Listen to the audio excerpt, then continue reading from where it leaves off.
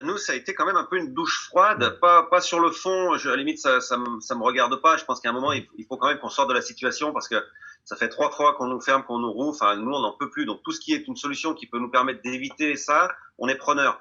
Par contre, on a quand même eu l'impression là on est face à une réalité qui va être compliquée à mettre en Mhm. place. Si vous voulez, on a deux problèmes par rapport au public qui va arriver. D'abord, c'est le contrôle, Mhm. c'est-à-dire qu'on la grande difficulté dans les parcs de loisirs comme nous, c'est le temps que vous passez à la caisse, qui est déjà extrêmement Mhm. long et qui est souvent un problème. Donc, on va rallonger ce temps à la caisse.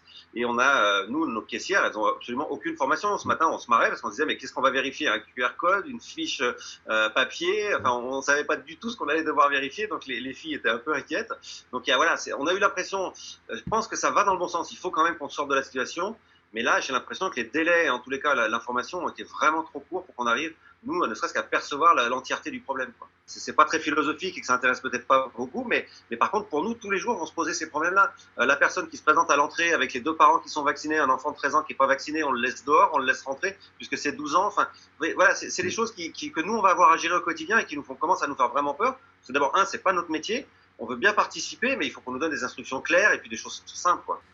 Alors là, je vais vous dire, depuis ce matin, c'était des téléphones avec le maire de Sciez pour essayer de trouver des places de vaccination pour du personnel en urgence.